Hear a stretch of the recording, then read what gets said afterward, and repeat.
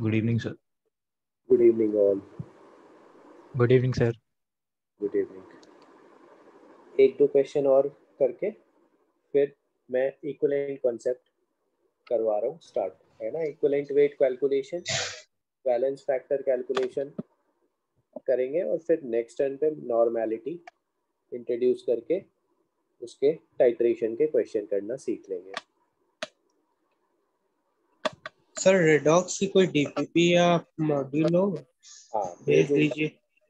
मैं भेजूंगा, बिल्कुल भेजूंगा, मोस्ट प्रॉब्ली इस वीक भेज दूंगा, है ना। Okay sir.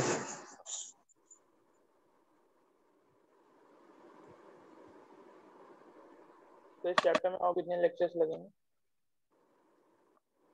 आज के बाद 2 और।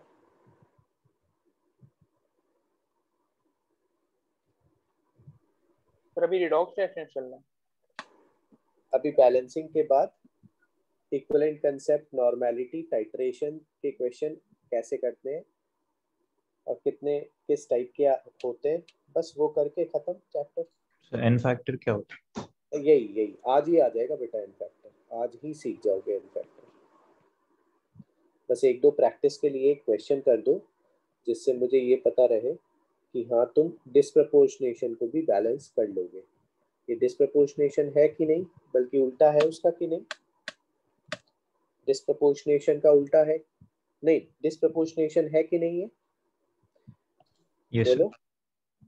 +3 से +5 और +2, तो इसको बैलेंस करो एक बार, अपने आप हो जाएगी। कोई नया मेथड नहीं, वही मेथड है, करो आराम से।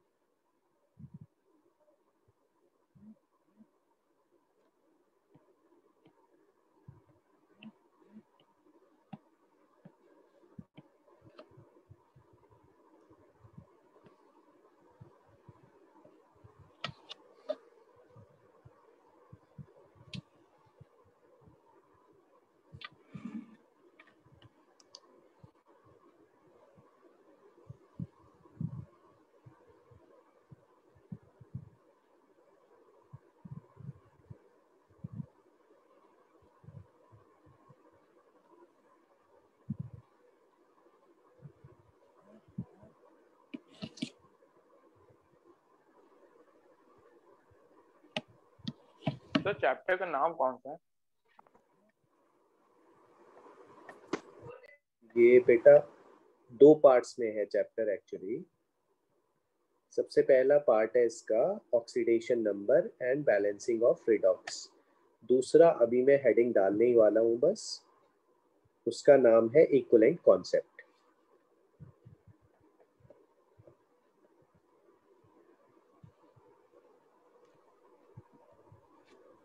तो मतलब रिडॉक्स रिएक्शंस था ना? ये पूरा आप एक चैप्टर में डाल सकते हो और वो चैप्टर हो जाएगा रिडॉक्स रिएक्शंस, ऐसे आप डाल सकते हो।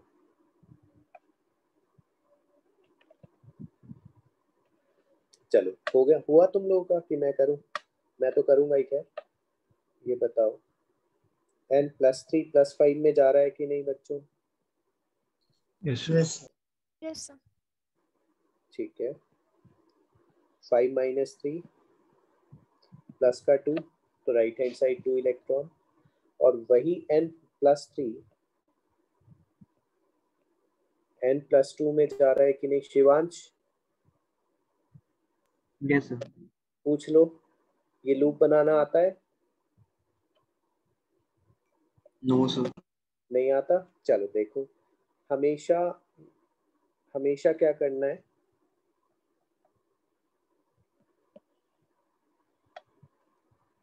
जब मैंने ऑक्सीडेशन रिडक्शन स्टार्ट करा था बेटा, तब मैंने पहले बार से ये मैं ऐसे लेते चला जिससे कि तुम्हें बैलेंसिंग में और आज जो बैलेंस फैक्टर पढ़ाया जाएगा उसमें प्रॉब्लम ना आए। क्या करते हैं हम इसमें, सुनो ध्यान से। जिस एलिमेंट का ऑक्सीडेशन नंबर चेंज हो रहा होता है उस एलिमेंट को नीचे उतार लेते हैं, उसके ऊपर उसका पर एटम ऑक्सीडेशन नंबर लिख लेते हैं। लेकिन कंपाउंड में पर एटम है कि यहाँ 2 एटम है, तो हमें 2 एटम लिखने पड़ेंगे यहाँ, मतलब Cr नहीं है, Cr2 है, और यहाँ भी Cr नहीं है, Cr2 है। अब क्योंकि ये +3 तो एक एटम पे था, ये +6 तो एक एक एटम पे था, तो 2 एटम पे बच्चों 6+6 चार्ज हो जाएगा कि नहीं नेट लेफ्ट हैंड साइड? बताओ, ये लूप बनाने से मतलब क्या है हमारा? लूप बनाने से यही मतलब है कि नेट जब चार्ज। एक, हाँ, कि नेट चार्ज आ जाए, नेट चार्ज मतलब, क्योंकि ये तो पर एटम होता है ना ऑक्सीडेशन नंबर, 3 × 2 × 1 आपका 6 आ गया। अब इस साइड नेट चार्ज कैसे आएगा? जब हम सबको मल्टीप्लाई कर देंगे, 6 × 2 × 1 12। अब आपको करना होता है product minus reactant, this minus this. अगर वो पॉजिटिव आए तो आपको उतने electron right hand side add करने हैं, और अगर ये चीज नेगेटिव आए तो उतने इलेक्ट्रॉन आपको लेफ्ट हैंड साइड ऐड करने हैं। बताओ, उससे पहले लेकिन अगर यहाँ क्रोमियम होता सिर्फ, तो मेरे को यहाँ 2 लगाना पड़ता कि नहीं, जिससे कि एटम बैलेंस हो जाए। फिर मैं लूप बनाता, 6 × 1 × 2 आता 12 ही। अब ये वाला देख लो, जल्दी से देखो और मुझे बताओ ये समझ में आया क्या, तो मैं आगे बढ़ूं। Yes sir. सल्फर उठाया +2, सल्फर उठाया +10/4, लेकिन ये तो पर एटम होते हैं टोटल 4 एटम, यहाँ टोटल 2 एटम है, ठीक है। तो यहाँ 4 एटम है, तो टोटल चार्ज तो +10 हो गया, या मल्टीप्लाई करके आ जाएगा। अच्छा, यहाँ 2 एटम पे था +2, लेकिन अपने को पहले 2 यहाँ लगाना पड़ेगा, जिससे नेट सल्फर 4 हो जाए दोनों साइड। तो यहाँ पे 2 × 2 × 2 8 हो गया, 10 - 8 पॉजिटिव आया, तो राइट हैंड साइड 2 इलेक्ट्रॉन्स +10/4 दे रखा था। है। तो जो एग्जांपल आप दिखा रहे थे सर, उसमें +10/4 दे रखा था ना? नहीं, निकालना था, जैसे इसमें दे नहीं रखा, देखो +3 निकाला हमने। ये सब चीजें ओरली चलने लगेंगी जब तुम्हारा ऑक्सीडेशन नंबर टिप्स पे होना चाहिए। इन सब चीजों को करने के लिए टिप्स पे, एकदम उंगलियों पे प्रैक्टिस करते करते इतना आइडिया हो जाए कि ऑक्सीडेशन नंबर टिप्स पे आ जाए, बिना लिखे आ जाए कि भैया +1 +x +1 +x, ऑक्सीजन का -2 × 2 = 0, ऐसे लिखना पड़ गया तो फिर वो मजे वाली बात नहीं हुई, फिर तो टाइम ले जाओगे तुम। सर हाँ पूछो। सर, रिडॉक्स का मॉड्यूल हम लोग कोचिंग से ले सकते हैं? इसका मॉड्यूल वैसे मैं PDF भेजूंगा। इसका मॉड्यूल अभी तुम्हें मिलेगा ही नहीं, क्योंकि मोस्ट प्रॉब्ली ये चैप्टर हम लोग 12th में पढ़ाते थे, ठीक है। ओके इस सर। बार तुम लोगों ने कहा तो मैं पढ़ा रहा हूँ, इसलिए जिससे स्कूल में, अब स्कूल में टर्म वगैरह होने लगे हैं, इसलिए मैं पढ़ा रहा हूँ, नहीं तो ये हम 12th में पढ़ाते थे टाइट्रेशंस। तो मैं PDF भेज दूंगा, है ना, उससे कर लेना। Okay sir. चलो, अब ये बताओ, इसको 2 से मल्टीप्लाई कर दूं? Yes sir. Yes sir. ठीक है, जब 2 से मल्टीप्लाई करूंगा तो लेफ्ट हैंड साइड थ्राइस हो जाएगा कि नहीं? Yes sir. ट्वाइस n + 2 और n + 5। अब इसके बाद रिप्लेस करो, ये किसको रिप्रेजेंट कर रहा है ओरिजिनल इक्वेशन में? ये किसको रिप्रेजेंट कर रहा है ओरिजिनल इक्वेशन में? ये किसको रिप्रेजेंट कर रहा है? सॉरी, अरे ट्वाइस होगा n5 n2। ये है बच्चों NO3- और ये ट्वाइस है NO, सही है? Yes sir. Yes sir. ठीक, अब क्या नेक्स्ट स्टेप क्या होता था? चार्ज बैलेंस करना। स्पेक्टेटर तो है नहीं, तो आगे यस। बढ़, नाइट्रोजन हाइड्रोजन ऑक्सीजन को छोड़ के बाकी एटम देख लो, बैलेंस है ना?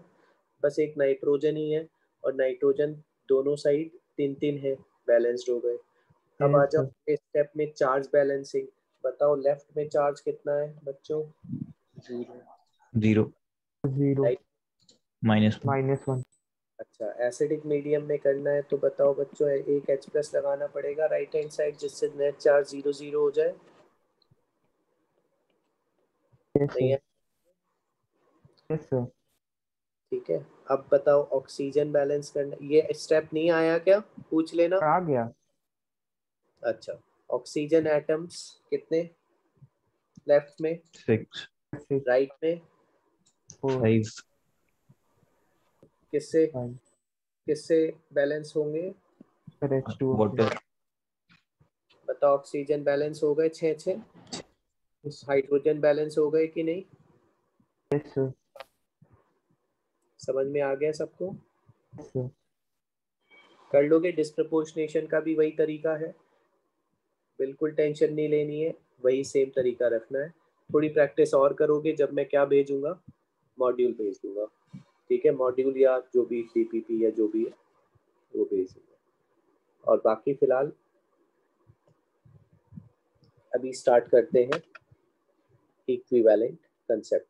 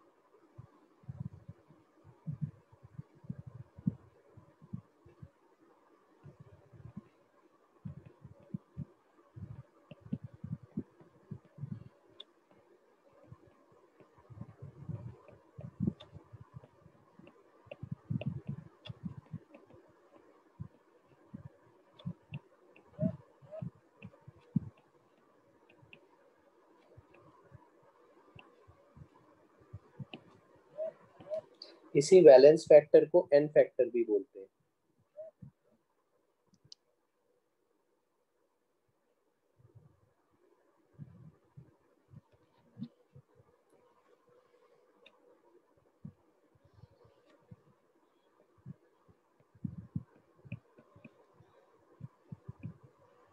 नॉर्मेलिटी,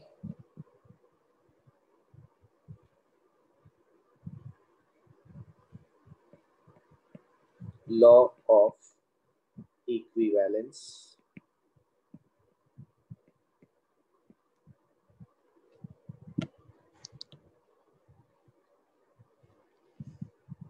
तो let's start with, excuse me sir.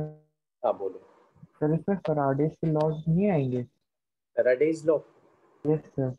Faraday's law का तो यूज 12th में आएगा और वहीं आएंगे इलेक्ट्रोकेमिस्ट्री चैप्टर में। Okay sir. हाँ।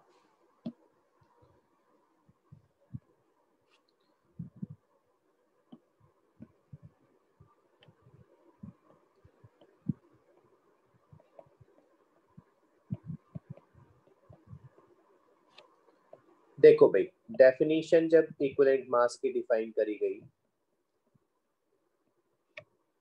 ठीक है, और आज की डेट में तो मॉडर्न कंसेप्ट चलता है, डेफिनेशन से हम कभी इक्विवेलेंट मास नहीं निकालेंगे, हम किससे निकालेंगे, वैलेंस फैक्टर के थ्रू, बट डेफिनेशन भी पता होनी चाहिए। अर्लियर जो कंसेप्ट था इक्विवेलेंट मास का, वो 3 एटम पे बेस्ड था, उसमें 3 एटम को रेफरेंस माना गया। तो वहां डिफाइन किया गया कि किसी भी सब्सटेंस का इक्विवेलेंट मास वो मास है, equivalent mass of a substance is the mass that either या तो कंबाइन करे या डिस्प्लेस करे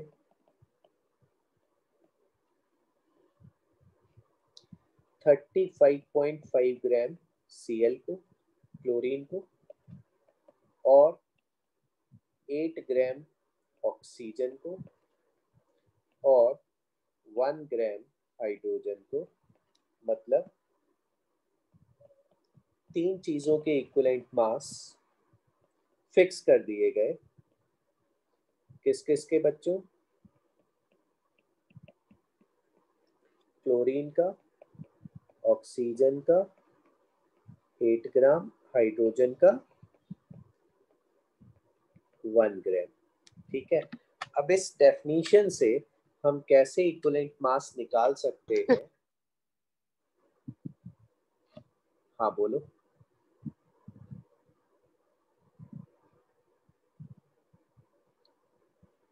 इस डेफिनेशन से हम कैसे इक्विवेलेंट मास निकाल सकते हैं किसी सब्सटेंस का, वो देखते हैं।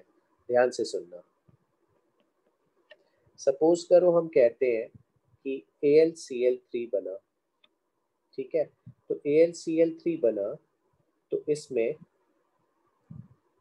बताओ 3 × 35.5 ग्राम मास 27 ग्राम से कंबाइन करा कि नहीं? Yes, sir. Yes sir.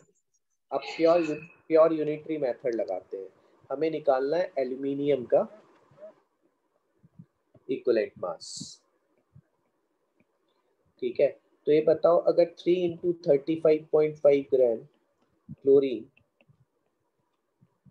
Combine कर रहा है विद 27 ग्राम एल्यूमिनियम, तो 1 ग्राम क्लोरीन कितने ग्राम एल्यूमिनियम के साथ कंबाइन करेगा?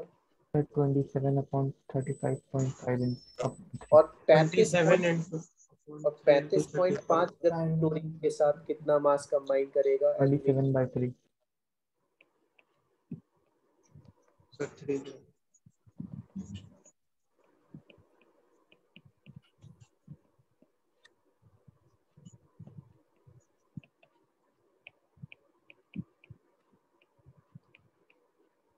9 ग्राम is equivalent mass of aluminium. समझ में आया? Yes, sir. अच्छा, देखते जाओ एक एक करके ध्यान से। सर तो क्या क्वेश्चन सिर्फ ClO और H के साथ ही बनेंगे? नहीं, ये तो बेटा वही तो मैं कह रहा हूँ, ये तो प्रिमिटिव कंसेप्ट है। प्रिमिटिव आज की डेट में ये बिल्कुल यूज नहीं होता। किससे होता है सारा इक्विवेलेंट मास कैलकुलेशन? कौन से फैक्टर? बैलेंस फैक्टर से। बट पता होना चाहिए, क्या पता क्या डेफिनेशन आ जाए, है ना? Yes sir, yeah. मास की डेफिनेशन स्कूल में तो आ ही सकती है ना, डिफाइन इक्विवेलेंट मास। तो दोनों चीज लिखा ना, ये डेफिनेशन भी और फॉर्मूला भी जो अभी आगे आएगा। अब तो ऑब्जेक्टिव हो रहे हैं शायद तुम्हारे भी। No, sir. नहीं? No sir. हमारे बोर्ड्स नहीं है। अच्छा, चलो सपोज करो मैं कहता हूं कि find equivalent mass of chromium in CrCl3। ठीक है, तो बिल्कुल सेम तरीके से आप निकाल सकते हो कि नहीं? यस निकालो। सर क्रोमियम का मास 52 ग्राम। 52 ले लो।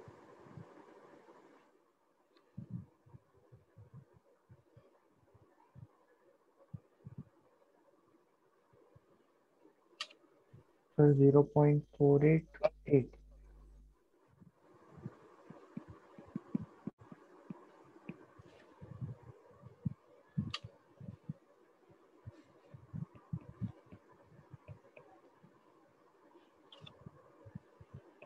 Sir, 0.488 है। नहीं बेटा, 0 पॉइंट, बस सिंपल ये लगाओ ना कि 52/3 35.5 हो जाएगा। बस यस 52 सर। आ जाएगा पहले की सर तरह। 52/3। 17.333। यस भाई, 35.5 × 3 ग्राम क्लोरीन के साथ 52 ग्राम कंबाइन कर रहा है, तो सिंपल सी यूनिटरी मेथड लगाओ। 1 ग्राम के साथ कितना कंबाइन करेगा?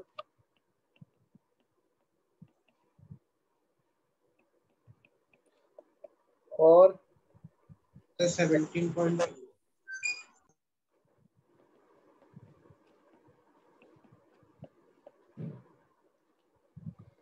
आया सबको समझ में? Yes sir. Sir equivalent mass vary करता है। बिल्कुल, हर कंपाउंड में वैलेंस फैक्टर अलग हो सकता है, अभी सब आ जाए। ठीक है,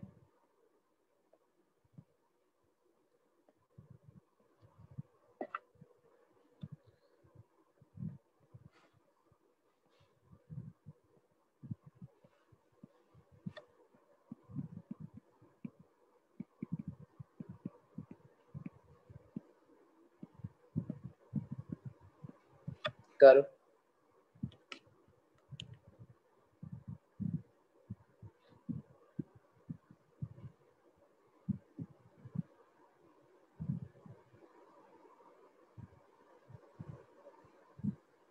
So 12.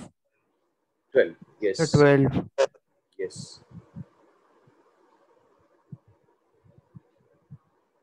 So वैलेंस फैक्टर हम लोग ऑक्सीडेशन से ही निकालेंगे ना? हाँ, ऑक्सीडेशन नंबर, चार्ज, सब कुछ आ रहा है अभी।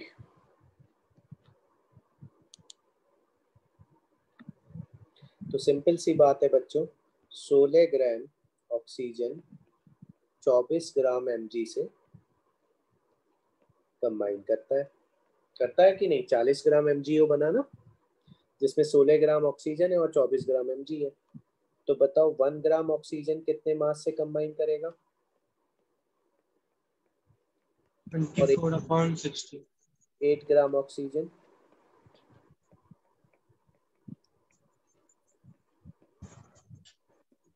so equivalent mass of mg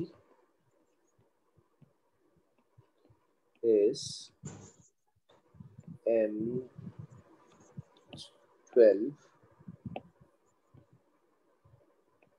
gram. Sir ये 8 कहाँ से है? ये रेफरेंस था। ओके। 8 ग्राम ऑक्सीजन से कंबाइन करने वाला मास दूसरे सब्सटेंस का इक्विवेलेंट मास होगा।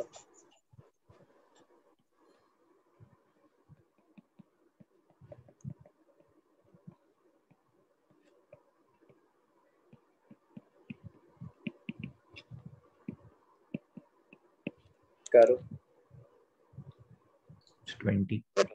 20, सर 20। ठीक है। 40 ग्राम calcium combines with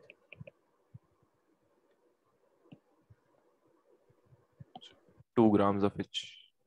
2 gram hydrogen combines with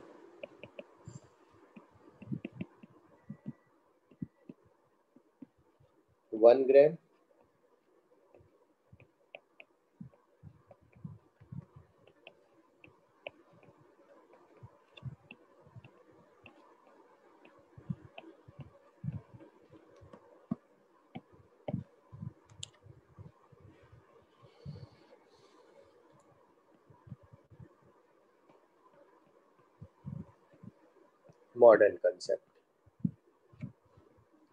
modern concept में बेटा इक्विवेलेंट मास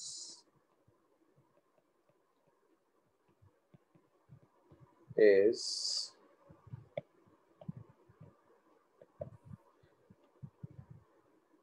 मॉलिक्यूलर मास या ग्राम या फॉर्मूला मास। अगर आयन के लिए है तो फॉर्मूला मास हो जाएगा, divided by what? Valence factor. इसी को एन फैक्टर भी बोलते हैं। पहले तो ये फॉर्मूला बताओ, रट गया? बोलो। Molecular mass Yes, sir. निकालना आता है सबको? Yes sir. यस। वो तो सबको आता है, उसमें तो कोई टेंशन है ही नहीं। उसको बस किससे डिवाइड करना है? N factor. एन फैक्टर से। ठीक है, अब वैलेंस फैक्टर कैलकुलेशंस को स्टार्ट करते हैं।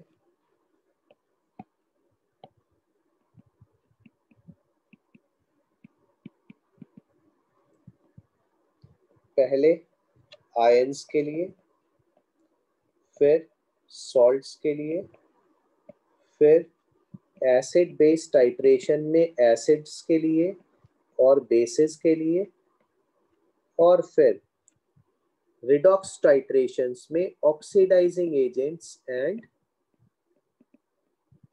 रिड्यूसिंग एजेंट्स के लिए।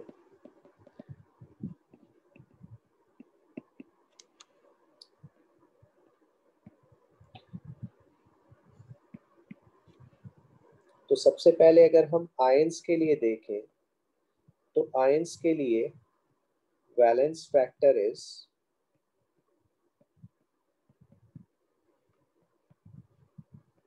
चार्ज प्रेजेंट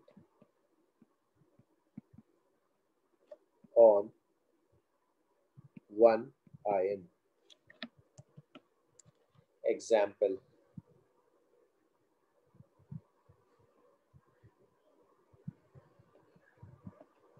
बताओ Al3 plus 3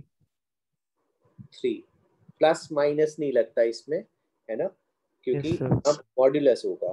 ठीक है, अगर मैं सल्फेट का बोलूं Sir, 2 2, अगर मैं क्लोराइड का बोलूं 1 1, अगर मैं फॉस्फेट का बोलूं 3। चार्ज जितना होगा, जैसे Mg2 plus 2, ठीक है, Na plus 1 1, कार्बोनेट आयन 2 तो ये सिंपल सा कैलकुलेशन है आयंस के लिए। Charge present on one ion क्यों लिखा, क्योंकि अगर मैं तुमसे ये कहूं कि Al2SO4 थ्राइस में एल्यूमिनियम का वैलेंस फैक्टर बताओ, तो तुम्हें 2 Al पे ध्यान देना है कि एक एल्यूमिनियम पे बस चार्ज देखना है। बताओ जल्दी। Sir, only 1 Al. एक, 2 पे नहीं कि 6 6 नहीं आना है, वैलेंस फैक्टर 6 नहीं आएगा बेटा। कितना आएगा वैलेंस फैक्टर? 3 आएगा। Very good. तो वन आयन का इंपॉर्टेंस समझ गए? Yes, sir. ठीक है, अब देखते हैं कि सॉल्ट्स के लिए बैलेंस फैक्टर क्या होता है। सॉल्ट्स के लिए बैलेंस फैक्टर होता है total charge present on either cation और एनायन। Total charge.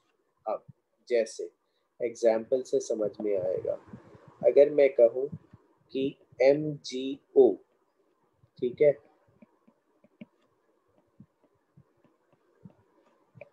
तो टोटल चार्ज Mg पे निकाल लो या ऑक्साइड आयन पे निकाल लो, किसी एक पे निकाल लो, तो 2 ही आएगा कि नहीं? Yes, sir.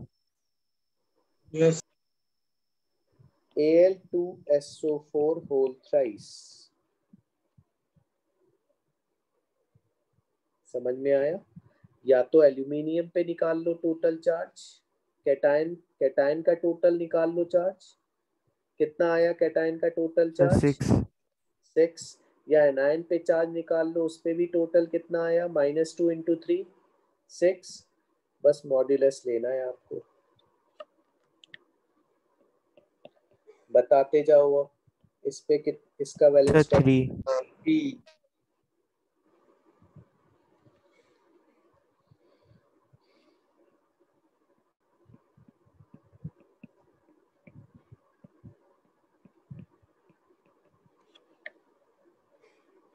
Calcium phosphate Sir, 6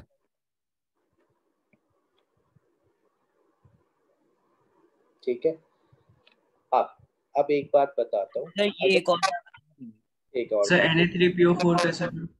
Na3PO4 कैसे? देखो, या तो टोटल कैटायन से निकाल लो या टोटल एनायन से निकाल लो। तो फॉस्फेट कितने हैं बेटा? 1। और सोडियम आयन कितने हैं? 3। तो टोटल कैटायनिक चार्ज कितना हो गया? +3 या टोटल एनायनिक चार्ज भी कितना हो गया -3, कोई सा भी ले लो, मॉड लगा के ले लो।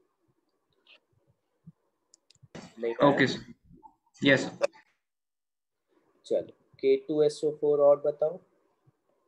सर 2। 2। ठीक है, अब जरा ध्यान से एक बात सुनो। सपोज करो तुम चार्ज निकालने में कंफ्यूज हो गए या कुछ भी हो गया तुम्हारे साथ, ठीक है, तो इक्विवेलेंट मास अगर आपको Al2SO4 थ्राइस का निकालना है,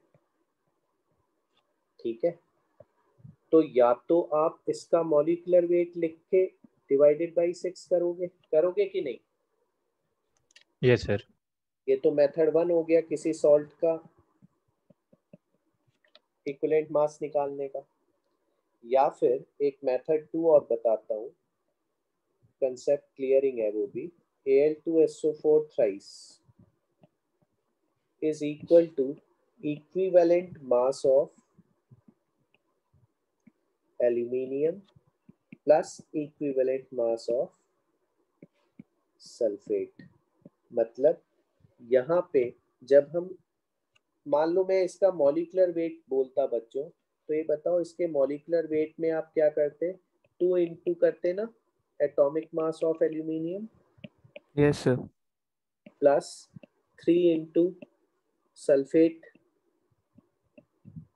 एटॉमिक का मास करते ना ऐसे। लेकिन यहाँ देखो क्या 2 और 3 प्रेजेंट है कि एब्सेंट है? बोलो। सर या एब्सेंट है। एब्सेंट है। इन 2 3 से मुझे कोई मतलब नहीं होगा। यही फायदा है इक्विवेलेंट मास का, यही फायदा है इक्विवेलेंट मास का। ठीक है, चलो देखो कि ये बताओ एल्यूमिनियम का इक्विवेलेंट मास के लिए कौन सा फॉर्मूला लगेगा? चार्ज का वैलेंस फैक्टर वाला लगेगा कितने? Yes sir. Yes sir. और इसके लिए ठीक आयन वाला लगेगा ना। आयन पे कितना चार्ज है बेटा? 2। 2। ये 96 आएगा ना इसका, 32 और 64। Yes sir. तो 9 + 48 कितने ग्राम हो गया? और जरा ऊपर मॉलिक्यूलर वेट से निकालो जरा फटाफट तुम लोग, 6 से डिवाइड करके निकालो।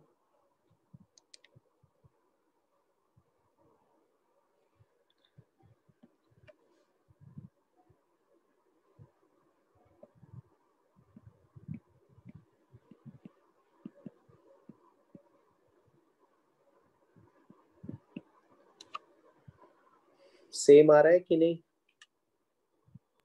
Yes sir, yes sir.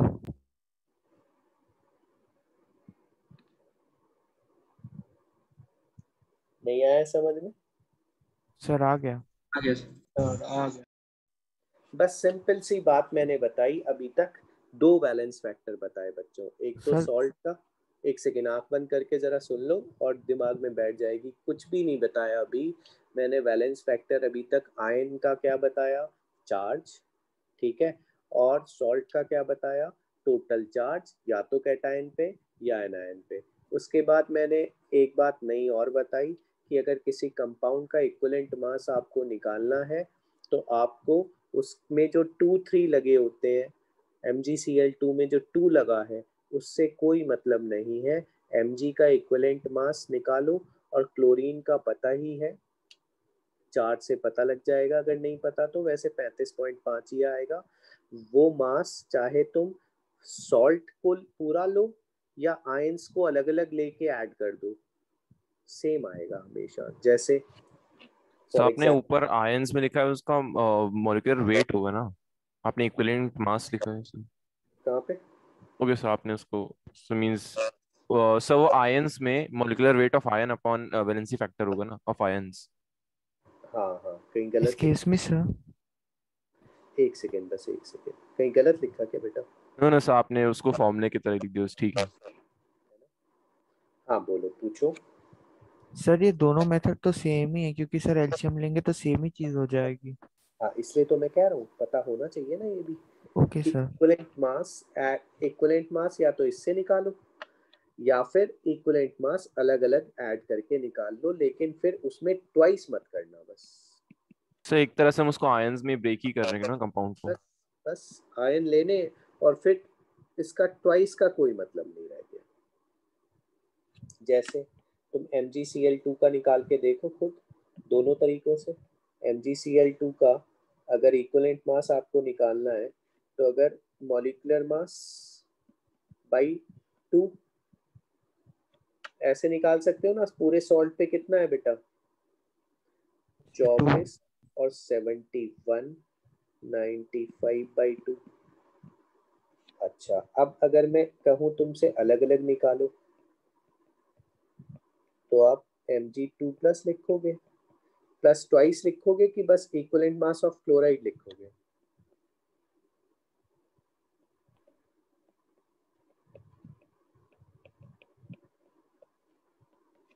Sir same आ रहा है। सेम आएगा ना। Yes sir. जल्दबाजी में एक गलती होती है, वो होती है कि आप यहाँ into 2 करते हो, वहीं खत्म हो जाता है। समझ में आया?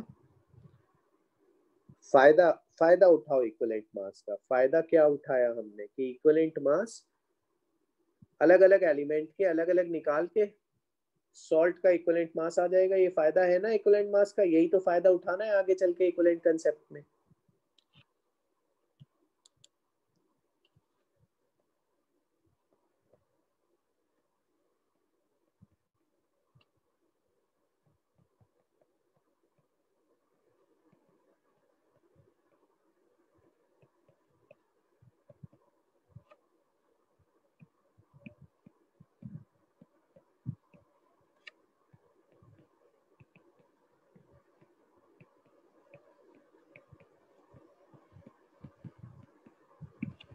कर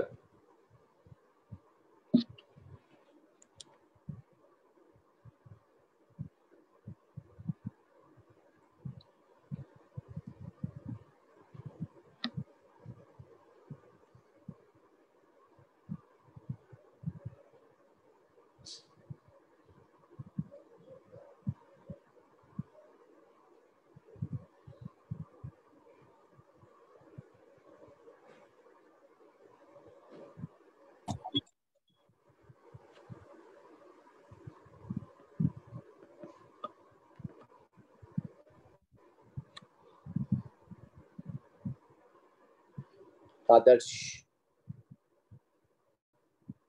यस सर। बताओ क्या आ रहा है? सर क्वेश्चन नोट नहीं कर पाया था सर। करो।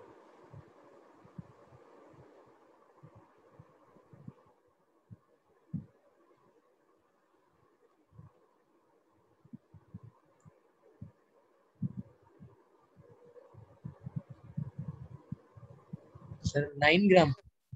यस। यस सर 9 ग्राम। अब बताओ, अगर मैं तुम्हें ये ना बताता, ये अलग अलग करके निकालना, तो क्या तुम इसका इक्विवेलेंट मास बता सकते थे क्या? मुझे बताओ। क्या मुझे मेटल पे चार्ज पता है क्या बेटा? No sir. नो नहीं सर। पता ना। तो ये बताओ, इसका फॉर्मूला, इस कंपाउंड का फॉर्मूला ये होगा कि नहीं? Yes yes sir. सर। किस किस को समझ में आ गया? Let charge on metal be N. बोलो। Yes sir. और सल्फेट पे तो 2 है, तो सल्फेट का इधर आ गया। तो अब बताओ, अगर मुझे ये ना पता होता कि मैं अलग अलग इक्विवेलेंट मास ऐड करके भी सल्फेट का प्राप्त कर सकता हूँ, तो फिर बताओ मैं सॉल्ट से कैसे निकालता? कैसे मैं ऐसे निकालता कि भैया equivalent mass of salt is equal to molecular mass upon valence factor? क्या लेता मैं वैलेंस फैक्टर? क्या मुझे वैलेंस फैक्टर पता है यहाँ पे? क्या मुझे कैटायन पे चार्ज पता है या एनायन पे चार्ज पता है? जल्दी बताओ। No no sir. सर। नहीं पता ना मुझे मॉलिक्यूलर वेट पता कंपाउंड का, क्योंकि एन आ रहा है ना। बट मेरे को अगर ये फॉर्मूला पता है कि इक्विवेलेंट मास अलग अलग ऐड करके आ जाएगा, तो मैं फिर भी इस क्वेश्चन को कर ले जाऊंगा।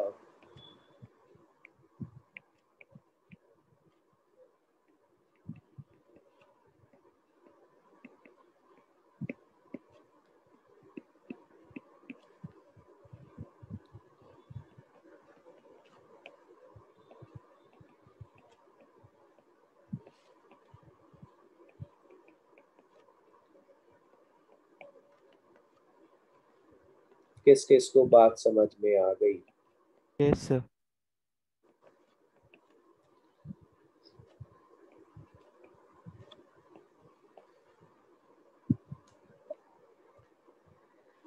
ये फॉर्मूला मैं नहीं लगा पा रहा हूँ, अनेबल।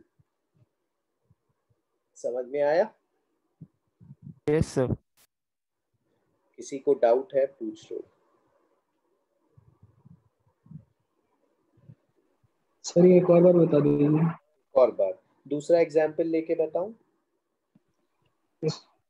चलो, find equivalent mass of metal if equivalent mass of its chloride is,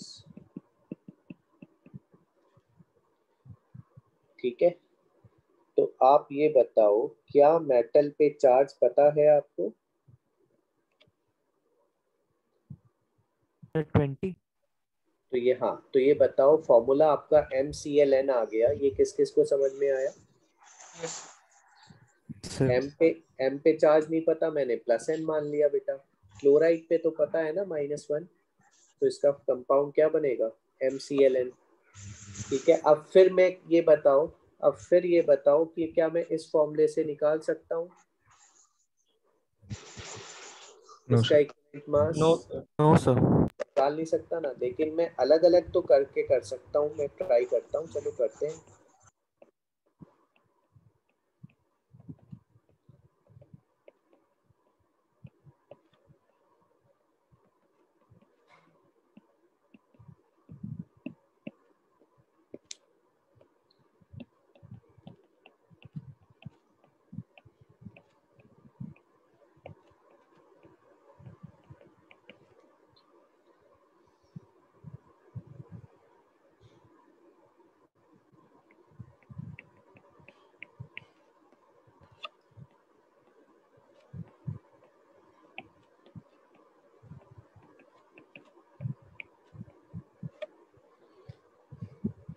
अब बताओ, अगर मैं इसमें तुम्हें ये बता दूं कि कंपाउंड MCl2 बना, कंपाउंड MCl2 बना, तो मेटल पे चार्ज आ गया ना 2, yes sir.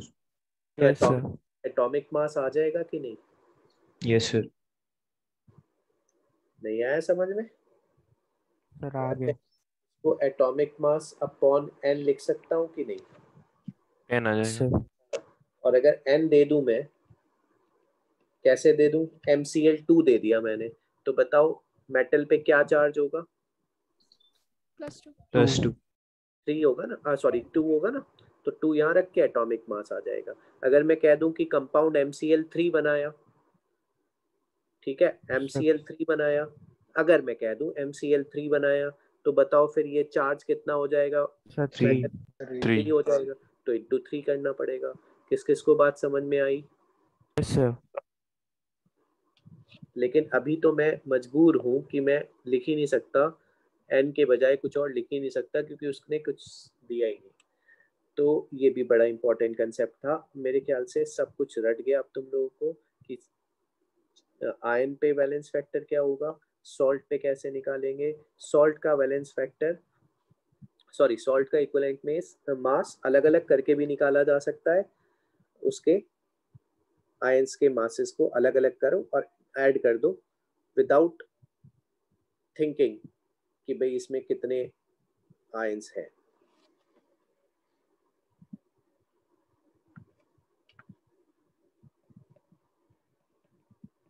Acids and bases पे आते हैं। एसिड के लिए जो वैलेंस फैक्टर कहलाता है वो कहलाता है एसिड की बेसिसिटी। और बेसिसिटी होती क्या है? Number of H plus replaced from one molecule by base।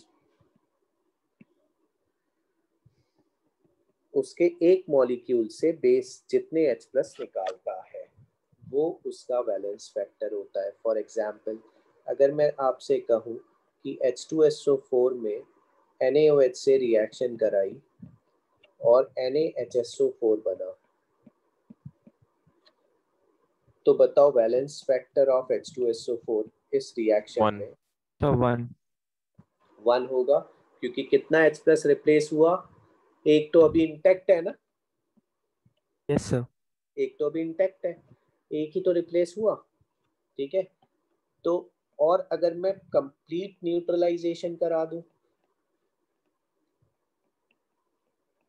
ठीक है, तो इसके एक मॉलिक्यूल से मैं Na2SO4 बना रहा हूँ। तो सर अब 2। बताओ बैलेंस फैक्टर कितना होगा H2SO4 का? 2। किस किस को बात समझ में आ गई कि इक्विवेलेंट मास H2SO4 का हमेशा 49 नहीं होता? ये बात किस किस को समझ में आ गई? Yes sir. It can be 98 also.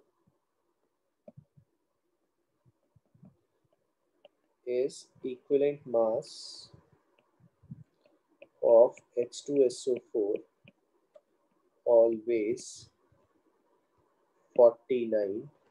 बस इतना क्वेश्चन है, तो तुम कहोगे no. No, because during incomplete neutralization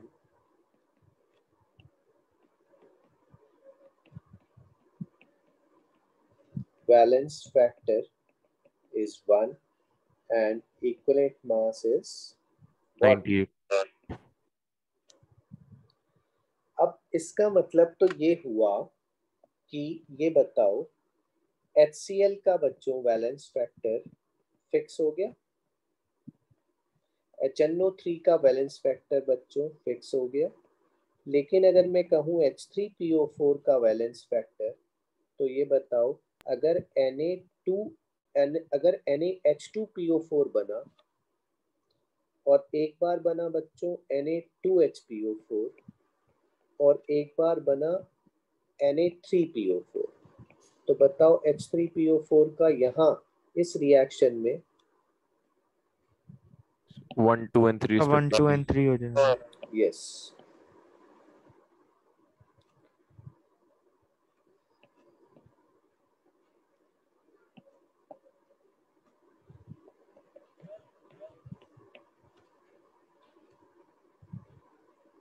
अगर NaH2PO4 बना तो valence factor of H3O, valence factor अगर 2 शो कर रहा है तो क्या कंपाउंड बन रहा होगा? अगर वैलेंस फैक्टर ऑफ 3 शो कर रहा है बच्चों, तो क्या बन रहा होगा? Complete neutralization. समझ में आया सबको? Yes sir. तो अब इसकी डेफिनेशन रट गई। वैलेंस फैक्टर यहाँ पे क्या है? सिंपली क्या है? नंबर ऑफ क्या? Number of H plus ions replaced। replaced by one molecule of its one molecule by जितने भी मॉलिक्यूल बेस के खर्च हो उससे हमें मतलब नहीं है। ये बताओ यहाँ 2 मॉलिक्यूल खर्च होंगे ना, होने दो, इसका तो एक ही मॉलिक्यूल है ना, इसका एक मॉलिक्यूल से देखना, ये नहीं कि इसके 2 खर्च हो रहे हैं तो इसके एक से कितना खर्च होगा, नहीं ऐसा कुछ नहीं। इसका एक मॉलिक्यूल में से जितना रिप्लेस हो गया। अब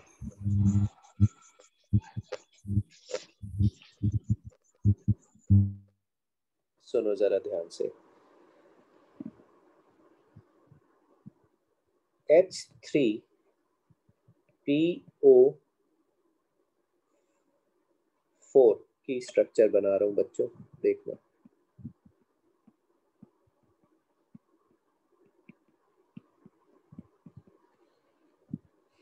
ये हाइड्रोजन जो ऑक्सीजन से अटैच्ड होते हैं, these are called acidic hydrogen. कौन से हाइड्रोजन होते हैं? एसिडिक, क्योंकि इन पे आ जाता है इलेक्ट्रोनेगेटिविटी डिफरेंस के कारण बहुत ज्यादा डेल्टा पॉजिटिव चार्ज, और बेस इन्हीं हाइड्रोजन को अटैक करता है। तो बताओ यहाँ पे H3PO4 में कितने एसिडिक हाइड्रोजन थे बच्चों? 3। एक बात, अब ध्यान से सुनना ये बात, सब IIT की बातें हैं ये। H3PO3 की स्ट्रक्चर बना रहा हूँ।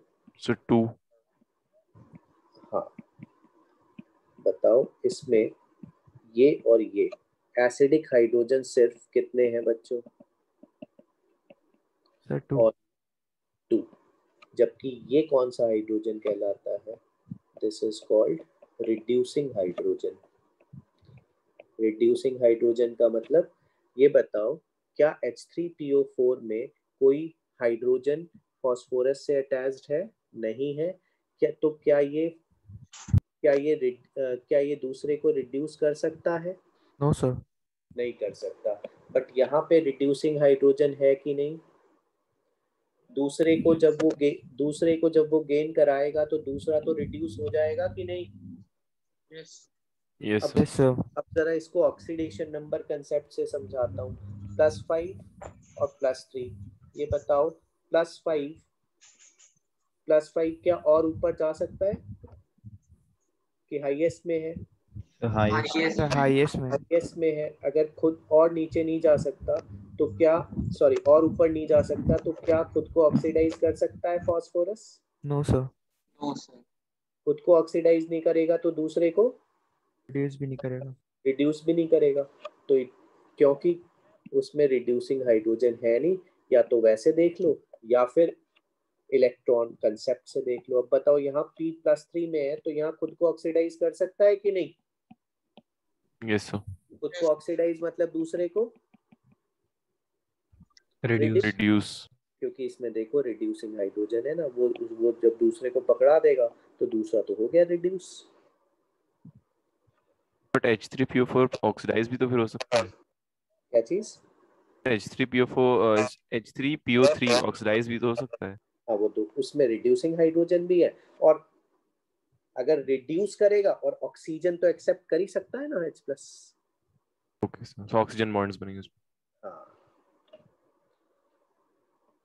ठीक है। अब ऐसे ही H3PO2 याद रखना बेटा, ये 3 एसिड हमेशा याद रखना, हमेशा थ्रू आउट 12th तक। इसमें 1 होगा।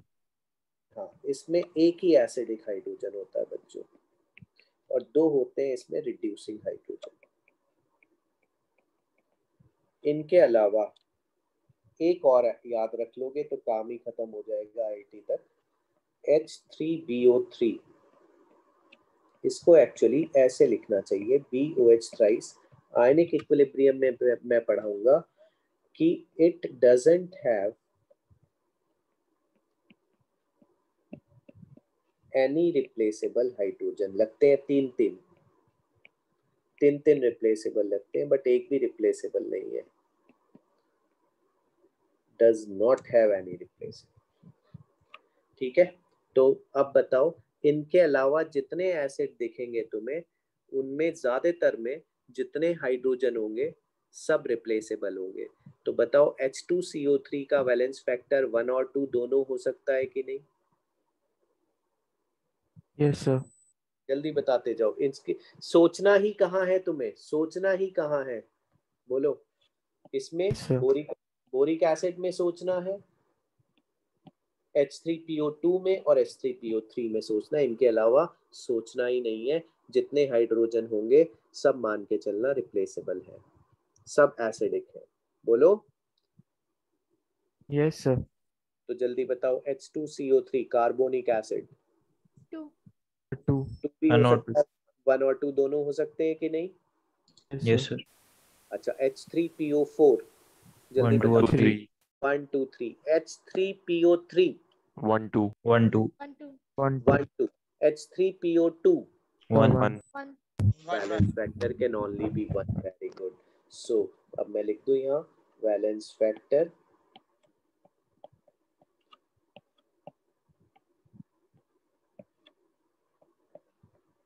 Can be 1 and 2. यहाँ वैलेंस फैक्टर कैन बी 1, 2 और 3 डिपेंडिंग अपॉन न्यूट्रलाइजेशन. यहाँ valence factor can B only 1.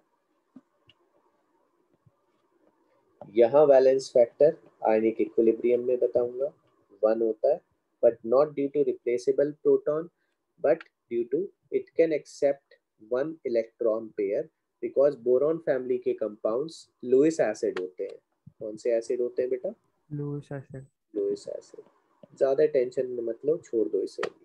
ठीक है, अभी फिलहाल ये और ये याद रख लो बस.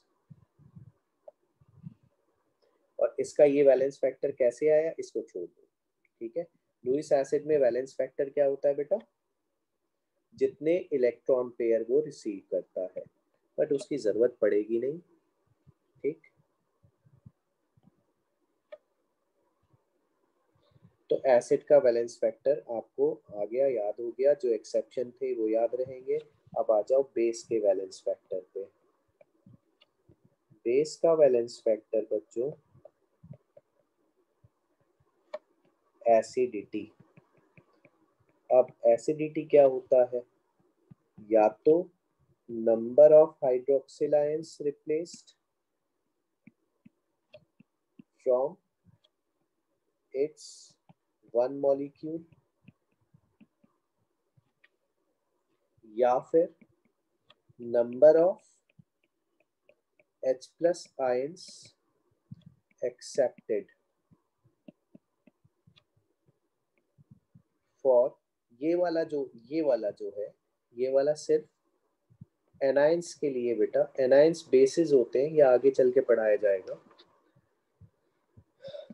तो खैर ये बताओ, जिनमें आपको हाइड्रोक्सिल दिखे तो वहां तो कोई दिक्कत है ही नहीं. बताओ वैलेंस फैक्टर कितना होगा? 1 1. CaOH whole twice 1 and 2 1 and 2. AlOH thrice 1, 2 as well as 3. 3 तो ये वाला वैलेंस फैक्टर तो हो गया ये वाली डेफिनेशन के लिए. और अब इसके लिए देख लो, ये एनायंस के लिए सपोज करो मैं कहूँ कि कार्बोनेट आयन है. ठीक है, तो वो बेटा कितने H प्लस एक्सेप्ट कर सकता है? एक भी कर सकता है. अगर वो एक करता है बेटा, अगर 1 H प्लस एक्सेप्ट करता है,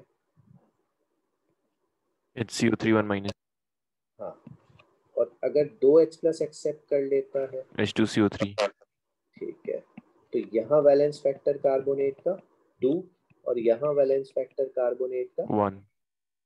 किस किस को बात समझ में आ गई? Yes sir. एनायंस के लिए H प्लस जितने वो एक्सेप्ट करे. सल्फेट के लिए ऐसे ही बताओ क्या क्या हो सकता है valence factor? 1 1 or and 2 1 and 2. ऐसे ही फॉस्फेट के लिए क्या हो सकता है? 1 2 3. 1 2 3. नाइट्रेट के लिए 1. तो एसिड बेस के लिए वैलेंस फैक्टर रट गया. कुछ भी नहीं नया बताया मैंने. एसिड में मैंने एक बात नहीं बताई कि ये दो एसिड रट लो, है ना, इनमें 3 हाइड्रोजन दिखते हैं, कंफ्यूज करते हैं, लगता है तीनों रिप्लेसेबल है, लेकिन इसमें होते हैं 2 रिप्लेसेबल और इसमें सिर्फ एक, है ना. एसिड में एक बात नहीं बताई. बेस में मैंने कुछ भी नया नहीं बताया. यहाँ एक बात नहीं बताई कि अगर जो स्कूल में हो सकता है ना बताए, वो यहाँ बताई मैंने कि एनायंस के लिए वैलेंस फैक्टर H प्लस जो एक्सेप्ट जितने करता है. ये सारे कंसेप्ट आपको एसिड बेस के कौन से चैप्टर में पढ़ाए जाएंगे? Ionic equilibrium. Ionic equilibrium. तो बट सर ये वाले जो एग्जांपल आपने दिए वो आयन की कैटेगरी में नहीं आएंगे? यस इसमें सर, यही पूछना था मुझे. नहीं बेटा, एसिड बेस, हाँ मैं आ रहा हूँ उसी बात पे आ रहा हूँ आपकी, कि अगर एसिड बेस रिएक्शन हो रही है, ठीक है, तो आपको एसिड बेस टाइट्रेशन वाले वैलेंस फैक्टर लेने पड़ेंगे. मतलब ये इक्वेशन में रिप्रेजेंट करें, अकेले नहीं होगा। अगर आपको कहे कि Na2CO3 वर्सेस HCl, ठीक है, तो ये एसिड और ये आपका बेस, तो ये समझ जाना आप कि इसमें अब ये वाला वैलेंस फैक्टर लगेगा कॉन्सेप्ट। हालांकि चार्ज से भी आ जाएगा, चार्ज से हमेशा आ जाता है, बट चार्ज से हाईएस्ट वाला आता है बेटा।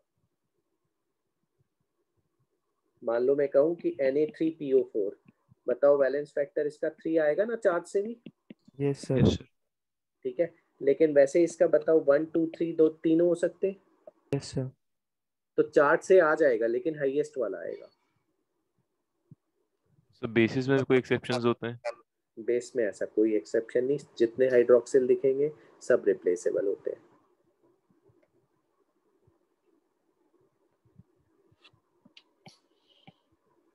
अब आ जाओ ऑक्सीडाइजिंग एजेंट और रिड्यूसिंग एजेंट का valence factor.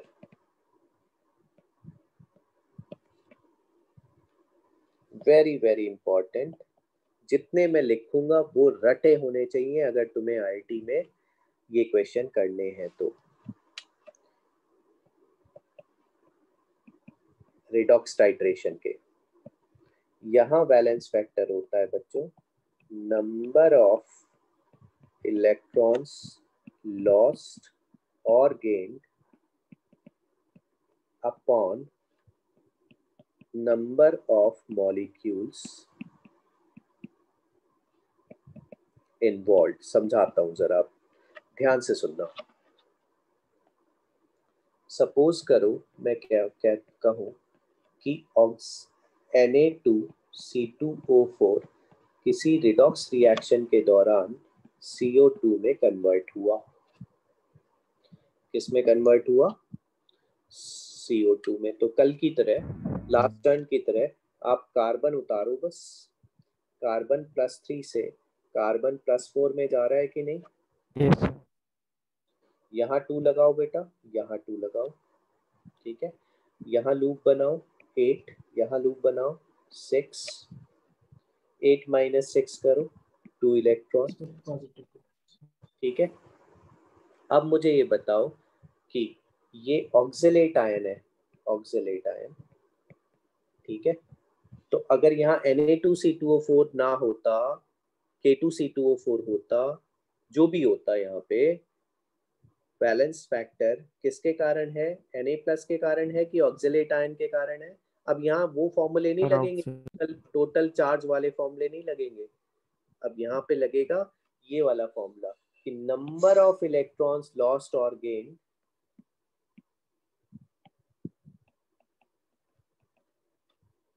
Upon number of molecules. Number of molecules बेटा यहाँ 1 है कि नहीं?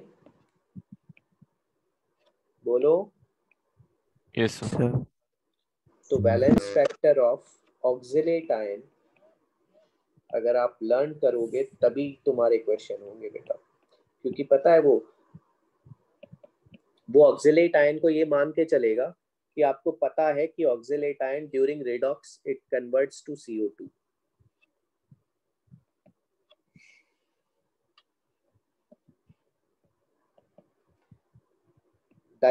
K2Cr2O7 इंपॉर्टेंट, ये जब भी एक्सक्यूज मी सर। हाँ सर फर्स्ट वाले केस में अगर जैसे ऑक्सिलेट आयन CO2 में नहीं हुआ है, जैसे कि सिर्फ वैलेंसी फैक्टर 1 ही यूज हुआ है, तो फिर मतलब मैं कह रहा हूँ ना, उसका एंड प्रोडक्ट देगा ही नहीं। वो मान के चलता है कि उसे तुम्हें आता है, जैसे आयोडोमेट्रिक आयोडीमेट्रिक टाइट्रेशन में I- I2 में जाता है, I2 I- में जाता है, फिक्स है। सर ऐसा मतलब हम नहीं हाईएस्ट कंसीडर करेंगे? ना, हाईएस्ट नहीं, वही तो मैं समझा रहा हूँ, हाईएस्ट नहीं, I- I2 में जाता है बेटा, जबकि I- तो I+7 तक जा सकता था। ओके सो हमें याद करने पड़ेंगे उसे। ये हमें लर्न करने पड़ेंगे अगर हमें न्यूमेरिकल्स करने हैं रिडॉक्स टाइट्रेशन के, कि ऑक्सिलेट किस में जाता है, ऑक्सिलेट का वैलेंस फैक्टर 2 होता है, लर्न करने पड़ेंगे। अब जैसे K2Cr2O7 है, K2Cr2O7 हमें पता होना चाहिए कि ये बच्चों क्रोमियम सल्फेट में जाता है, ठीक है। अब उतार लो Cr+6 2 2 6 12। तो बताओ वैलेंस फैक्टर ऑफ K2Cr2O7 कितना आएगा? Number of electrons gained upon number of molecules. Number of molecules यहाँ 1 है कि नहीं? Yes sir. तो वैलेंस फैक्टर ऑफ K2Cr2O7 बैठा लो दिमाग में, 6 लेना है पूरे टाइट्रेशन में जितने नेक्स्ट टर्न पे क्वेश्चन कराए जाएंगे। कितना लेना है? 6। और मुझे अब ये बताओ कि डाइक्रोमेट आयन अगर खुद को रिड्यूस करता है तो दूसरे को क्या करेगा? Oxidize. K2Cr2O7 is a powerful oxidizing agent। ठीक है, बोलो। Yes sir. ठीक है, ऐसे ही एक पावरफुल ऑक्सीडाइजिंग एजेंट की जब बात चल रही है तो KMnO4 को ले लेते हैं। KMnO4 का बट वैलेंस फैक्टर वेरिएबल होता है। अगर आप मीडियम को एसिडिक लोगे तो वो MnSO4 में जाएगा। अगर आप मीडियम को न्यूट्रल लोगे तो वो MnO2 में जाएगा। और अगर आप मीडियम को हाईली बेसिक लोगे तो वो K2MnO4 में जाएगा। तो बताओ यहाँ इसका वैलेंस फैक्टर KMnO4 का जल्दी बताओ।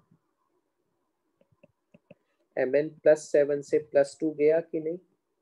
Yes sir. तो वैलेंस फैक्टर 5 होगा एसिडिक मीडियम में। Yes sir. +4 में गया कि नहीं न्यूट्रल में? Yes sir. कितना होगा 3। वैलेंस फैक्टर न्यूट्रल में? 3। 3। और हाईली बेसिक में +6 में गया तो 1। चेंज कितने का आया बेटा? मैं एक एग्जाम्पल लिख के दिखा देता हूँ एसिडिक मीडियम में वैलेंस फैक्टर कैसे आया। +7 +2 में जा रहा था, नहीं आया समझ में? It's a powerful oxidizing agent in all the medium. आपको जब वो KMnO4 वर्सेस कोई टाइट्रेशन लिखेगा तो वो KMnO4 मीडियम जरूर दे देगा और वो ये मान के चलेगा कि तुम्हें इसके वैलेंस फैक्टर पता है, क्योंकि वो एंड प्रोडक्ट नहीं देगा कि KMnO4 किस में कन्वर्ट हुआ, नहीं देगा वो MnSO4 में कन्वर्ट हुआ। तो आपको ये मान के चलता है कि इतने टाइट्रेशंस आपके प्रैक्टिकल में आपको आते हैं कि एसिडिक मीडियम में KMnO4 खुद ब खुद तुम्हें पता होना चाहिए कि भैया ये तो MnSO4 में जाना तय है इसका मतलब यहाँ एसिडिक मीडियम में इसका 5 ले लें। यही मैं कह रहा हूँ कि अगर अपने को टाइट्रेशन के क्वेश्चन करने हैं तो वैलेंस फैक्टर निकालना तो आना ही चाहिए, लेकिन ये कुछ वैलेंस फैक्टर याद भी होने चाहिए, तभी हम टाइट्रेशन रिडॉक्स के क्वेश्चन कर पाएंगे। तो अभी तक मैंने तीन कंपाउंड्स के वैलेंस फैक्टर तुम्हें बताए। बताओ याद हुए? ऑक्सिलेट आयन का 2, KMnO4 का 531, 5 किस में? एसिडिक। सर एसिडिक में। न्यूट्रल में 3, सर 3। बेस में 1। K2Cr2O7 का सर 6। 6। और ये बताओ K2Cr2O7 और KMnO4 ये दोनों हमेशा खुद को रिड्यूस कर रहे हैं कि नहीं? देखो दोनों रिएक्शंस। Yes sir. ये खुद को रिड्यूस कर रहे हैं तो दूसरे को ऑक्सीडाइज। तो they are powerful oxidizing agent, मतलब ये समझ लो कि दे आर ऑक्सीडाइजिंग एजेंट। अब जरा इसका बहुत यूज होना है बेटा।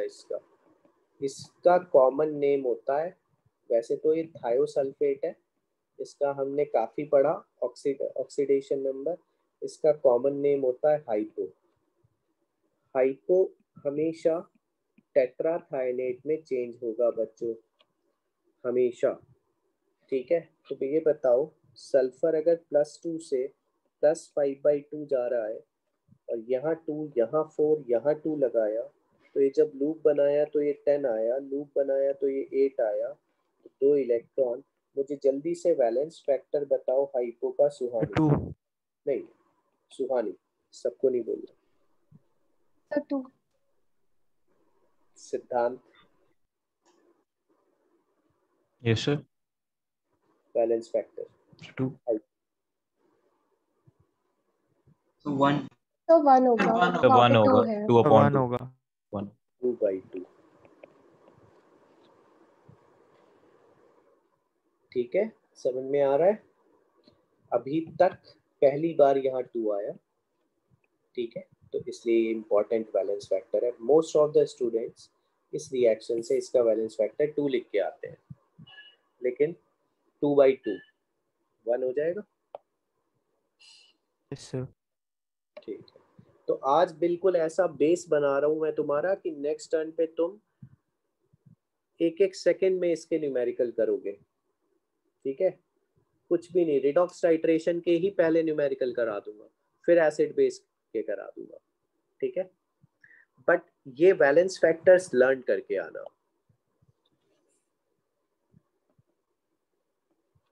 अगर मैं KI लेता हूं या NaI लेता हूं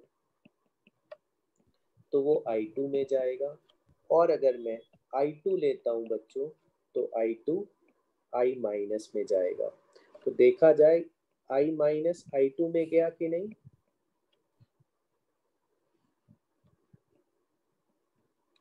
यस सर। Yes sir.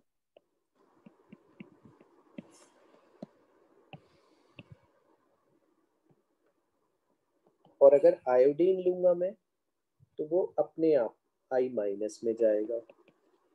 इसलिए iodine is very important. Iodometric, iodimetric सब पढ़ाऊंगा नेक्स्ट रन पे। तो ये बताओ, यहाँ I2 0 से 2I माइनस गया, -2 0। जल्दी से अब मुझे वैलेंस फैक्टर बताओ I माइनस का या NaI का, क्या लोगे? सब 1। सब 1। 1 बट I2 का, तो 2। 2। I2 का 2/1, 2 लोगे ना, यहाँ पे 1 है। बोलो। Yes yes yes sir. Sir. Learn होते जा रहे हैं वैलेंस फैक्टर्स। यस। ठीक है, सर एक मिनट ऊपर से ऊपर कर दीजिए। हाँ लो। सर ये आपने हाइपो क्यों नोट किया था? हाइपो इसका कॉमन नेम है बेटा। मैं जब क्वेश्चन आएंगे ना तो वो हाइपो कहेगा कि KMnO4 की टाइट्रेशन कराई गई वर्सेस हाइपो। हाइपो मतलब Na2S2O3 जिसका वैलेंस फैक्टर लर्न हो कितना, 1। KMnO4 का लर्न हो कितना, सर 531। 531।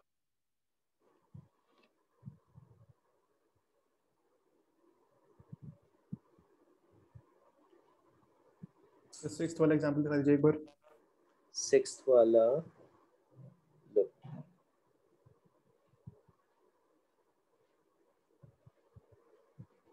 थैंक यू सर, हो गया।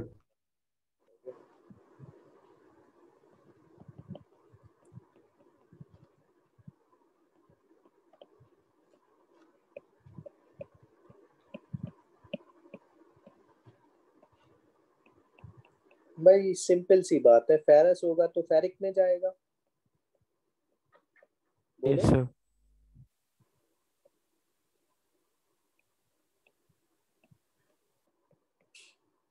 और अगर फेरिक को रिड्यूस कराओगे तो वो फेरस में आएगा। बोलो। Yes sir. तो ये तो डिपेंड करता है कि रिएक्शन किसके साथ है। बताओ, अगर ऑक्सीडाइजिंग एजेंट के साथ रिएक्शन है फेरस सल्फेट की, तो बताओ वैलेंस फैक्टर क्या लोगे फेरस सल्फेट का? सब 1। 1, फेरस फेरिक में गया। लेकिन अगर फेरिक सल्फेट की रिएक्शन है किसी रिड्यूसिंग एजेंट के साथ, तो फेरिक सल्फेट का वैलेंस फैक्टर 2 हो जाएगा कि नहीं? Yes sir. Yes sir. ठीक है, तो इट डिपेंड्स कि आपने किसके वर्सेस किसके टाइट्रेशन कराई।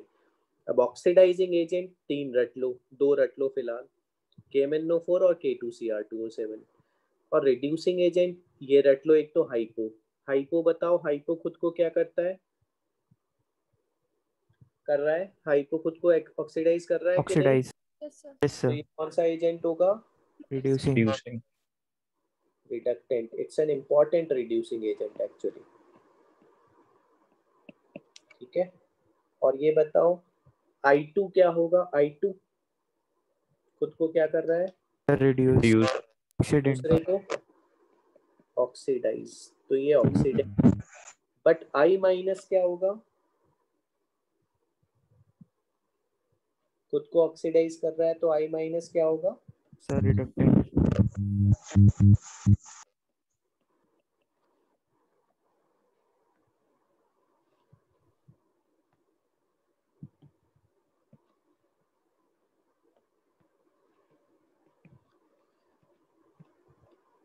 Sn+2 +4 में जाएगा बच्चों, तो वैलेंस फैक्टर क्या हो जाएगा Sn+2 का? 2। 2। और अगर Sn+4 रिड्यूस होगा तो भी Sn+4 का सर 2। 2 ही होगा कि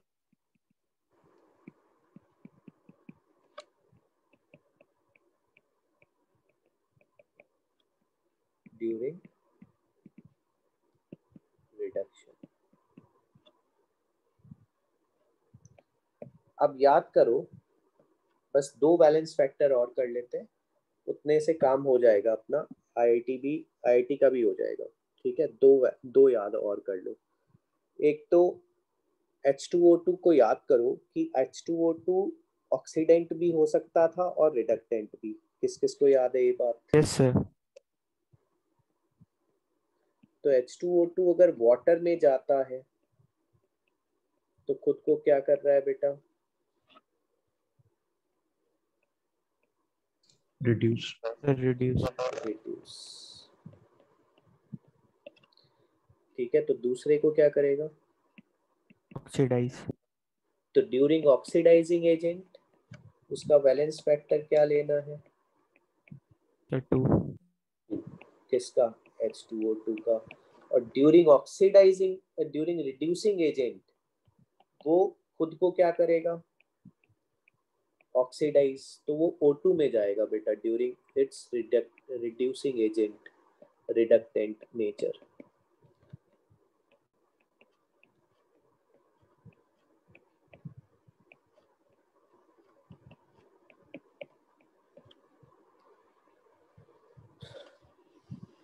यहां भी बैलेंस फैक्टर H2O2 का क्या होगा? 2। तो ये रट लिया जाता है कि ड्यूरिंग ऑक्सीडाइजिंग एक्शन या ड्यूरिंग रिड्यूसिंग एक्शन H2O2 का वैलेंस फैक्टर हमेशा क्या लेंगे? 2 लेंगे। हालांकि इसके एंड प्रोडक्ट्स अलग अलग होंगे। During it's oxidizing agent, when it works as oxidizing agent, तो ये खुद किस में कन्वर्ट होगा बेटा? वाटर में। और जब ये रिड्यूसिंग एजेंट की तरह वर्क करेगा तो ये खुद किस में कन्वर्ट होगा बेटा? बोलो। ऑक्सीजन। O2 में। सबको समझ में आ गई बात? Yes, sir. Yes sir.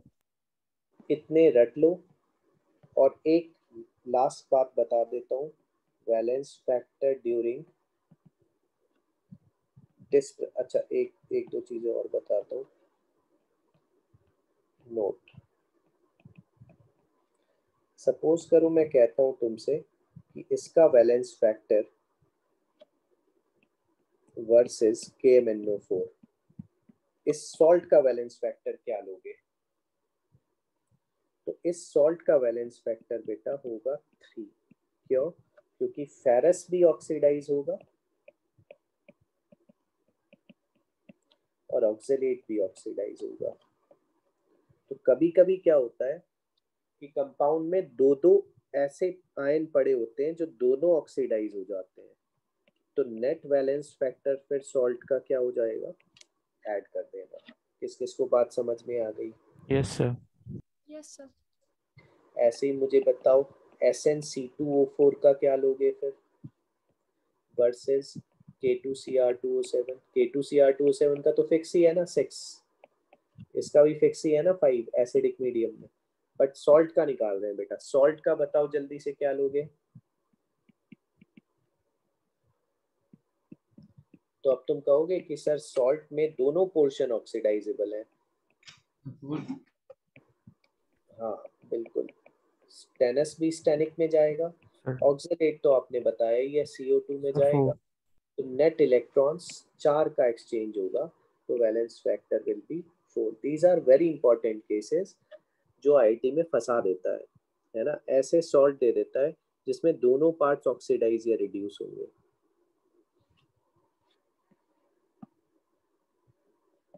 अब ये बताओ, नोट का तीसरा पॉइंट है valence factor in disproportionation.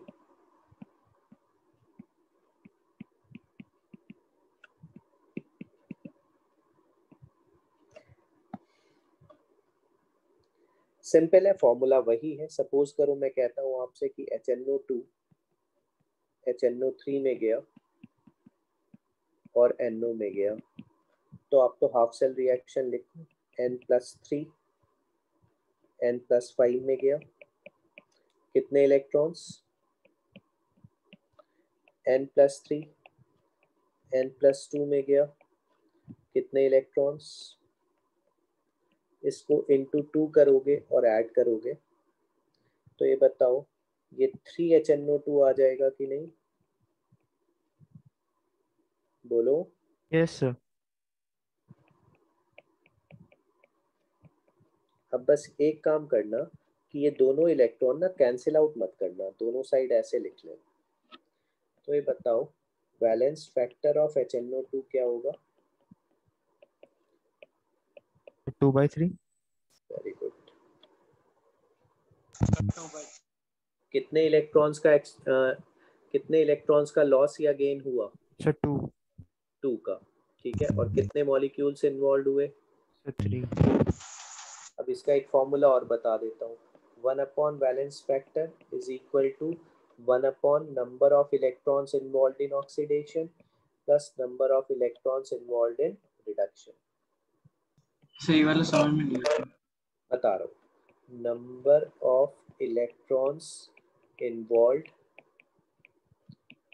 In oxidation, number of electrons involve इन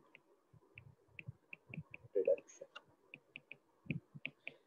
बता रहा हूँ बेटा, पूरा बता रहा हूँ मैं। पहले इस फॉर्मूले से भी मैं बता दूं। बताओ ऑक्सीडेशन में कितने इलेक्ट्रॉन इन्वॉल्व थे? सर 2। 2।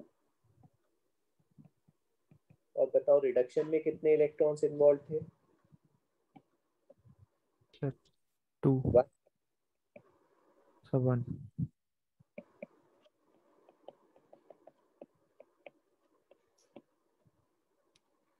वही आया? सर देख लो एक बार फिर से समझा देता हूँ। इसमें क्या करना है आपको कि आपको हाफ सेल इक्वेशंस लिखनी है, ठीक है। फिर इलेक्ट्रॉन ये देखना है, होमोजेनाइज करना है इलेक्ट्रॉन को। अगर यहाँ 2 होता, यहाँ 3 होता, तो बताओ नेट इलेक्ट्रॉन्स इन्वॉल्व कितने आ जाते? 6 आ जाते कि नहीं? क्योंकि इसको इंटू 3 करते, इसको इंटू 2 करते। Yes sir. तो 6 इलेक्ट्रॉन्स का एक्सचेंज डिवाइडेड बाई 5 5 आ जाता ना, जब इसको 3 करते और इसे 2 से मल्टीप्लाई करते, तो यहाँ 5 आ जाता। सर तो वैलेंस फैक्टर क्या हो जाता बेटा? 6/5। 6/5। या फिर इस फॉर्मूले से निकाल लो यार, ऑक्सीडेशन की हाफ सेल अलग लिख लो, रिडक्शन की हाफ सेल अलग लिख लो, है ना। ये इलेक्ट्रॉन यहाँ पहुंचा दो और ये इलेक्ट्रॉन यहाँ पहुंचा दो। नहीं आया समझ में? अब सर आ गया। एक वैलेंस फैक्टर निकाल के दिखाओ। सही वाला फॉर्मूला दिखा दीजिए। हाँ दिखा दो।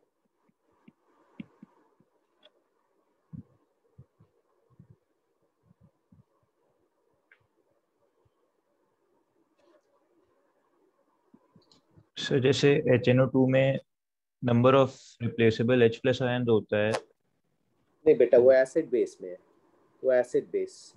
यहाँ पे एसिड बेस नहीं है, सब फॉर्मूले फेल हो जाएंगे जब रिडॉक्स रिएक्शन आएंगी। ओके सर, वो इंडिविजुअली लगा है कुछ। सब एसिड बेस सब फेल हो जाएगा, चार्ज वार्ज सब फेल हो जाएगा। ठीक है, देखो तुम देख रहे हो SnC2O4 में कितना आया वैलेंस फैक्टर, 4 आया ना। चार्ज से करते तो कितना आता बेटा, यस +2। सर।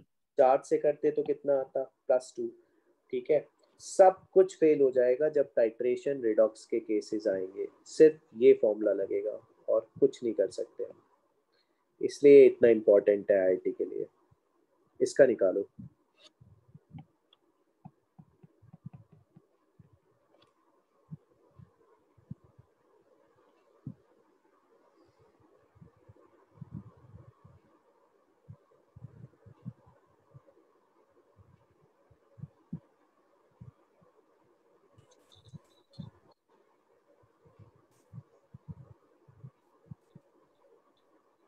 तो 3/2। Yes, very good.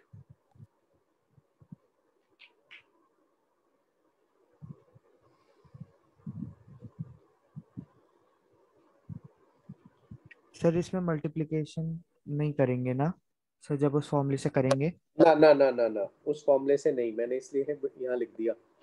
इससे पहले मैंने वही कर दिया था, फिर ठीक कर लिया। ऑन ऑन लिख दिया, ओनली। ओनली का मतलब आप भूल जाओ कि इससे आपने होमोजेनाइजेशन भी करना है। सिर्फ इसको देखो अलग, इसको देखो अलग। क्या नाम है तुम्हारा? सर आदर्श। आदर्श।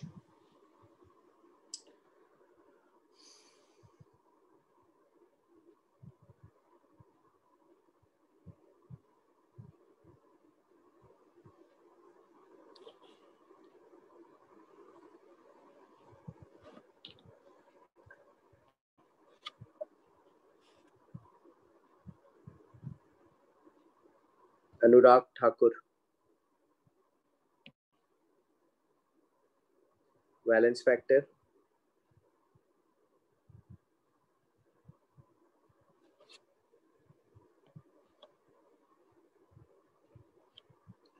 ये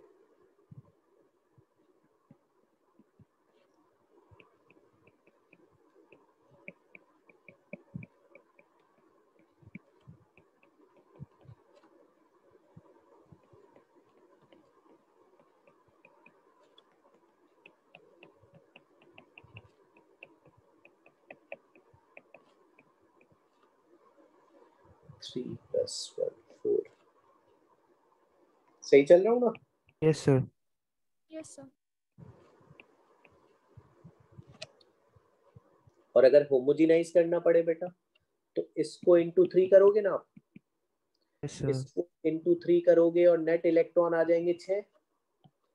तो 6 यस सर। इलेक्ट्रॉन का एक्सचेंज, नेट एक्सचेंज कितने मॉलिक्यूल्स द्वारा होगा बताओ? सर 4। इंटू 3, और जब ऐड करोगे इंटू 1 को, तो यहाँ 3 + 1 4 आ जाएगा ना। Yes sir. तो 4 मॉलिक्यूल्स 6 इलेक्ट्रॉन का अगर एक्सचेंज करा रहे हैं तो 1 कितने का कराएंगे? समझ में आया? Yes sir.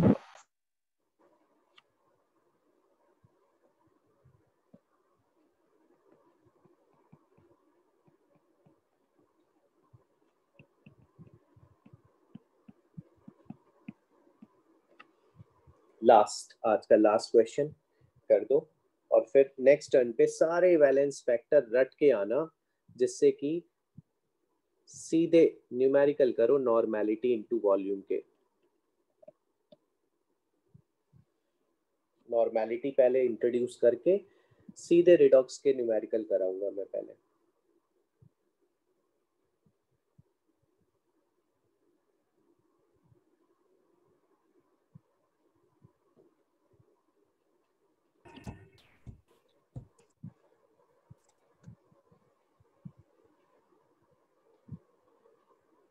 सर 6/5।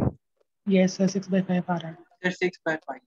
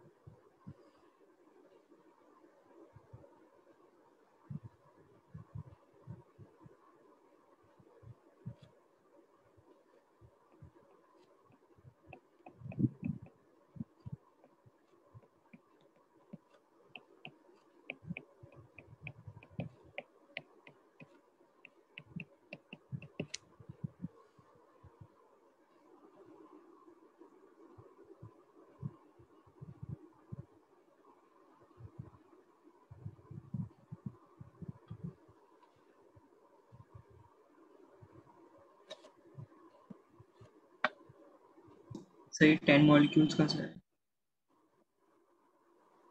कर रहा हूँ बेटा, एक चीज बता रहा हूँ, मुझे एक चीज बतानी है। 10 मॉलिक्यूल कैसे आए ये बता दूं। चलो पहले ये बताओ कि आपके पास यहाँ पे 2 इलेक्ट्रॉन है, ठीक है, यहाँ पे 12 है, तो आपने इंटू 6 करा, ठीक है। तो 6 जब करोगे तो यहाँ 6 और ये 10 आ जाएंगे, ओके यस। ठीक है। और अगर आप फॉर्मूले से लगाते हो तो इसमें फॉर्मूले से 1/2 प्लस 1/12, ठीक है, तो 12 1 प्लस 6 7। इससे आंसर क्यों नहीं आ रहा ये बताओ।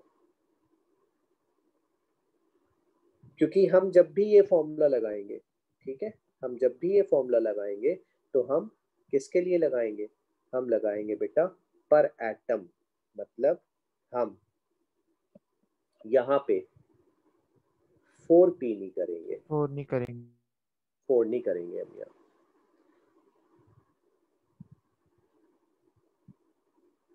ठीक है। तो इस फॉर्मूले की लिमिटेशन है इस फॉर्मूले की। तो बेस्ट तरीका कौन सा है, होमोजेनाइज करो होमोजेनाइज करके और नंबर ऑफ मॉलिक्यूल से डिवाइड करो, ठीक है। तो इसमें इस फॉर्मूले में लिमिटेड यूज है इस फॉर्मूले का। यहां हमने ये चीज प्रूव कर दी कि ये इस फॉर्मूले का लिमिटेड यूज है। समझ में आया। तो किस तरीके से करना है आपको, होमोजेनाइज करके करना है, ठीक है। अब होमोजेनाइज करके, अच्छा अब अगर मैं ये सोचूं कि ये फॉर्मूले से मैं इस तरीके से करूं तो फिर मुझे यहाँ पे 1/4 P4 लिख के और यहाँ लिख के और फिर यहाँ मुझे क्या लिखना चाहिए, 1/4। नहीं 1/4 तो यहाँ लगा लिया, फास्फोरस बैलेंस हो गया, यस सर। ठीक है। अब क्या लिखूं यहाँ 3, यस ठीक है। सर। अब बताओ 1/2 प्लस 1/3 6/5 आ जाएगा। Yes sir.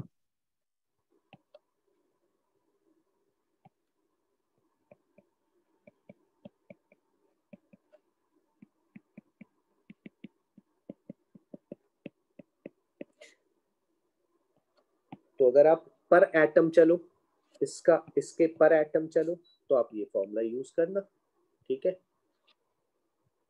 समझ में आ गया सबको। Yes sir. और अगर आप होमोजेनाइज करके चलो तो मैं होमोजेनाइज करके अलग से लिख देता हूँ, P+3 P+5 P+3 P4 4 + 12, ठीक है।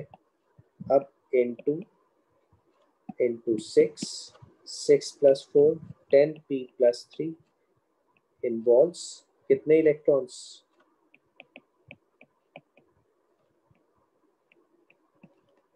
so valence factor will be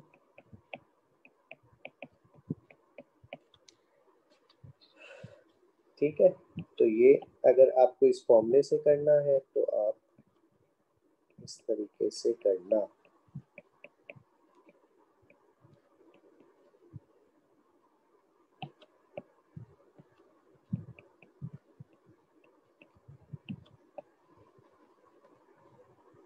समझ में आया। Yes sir.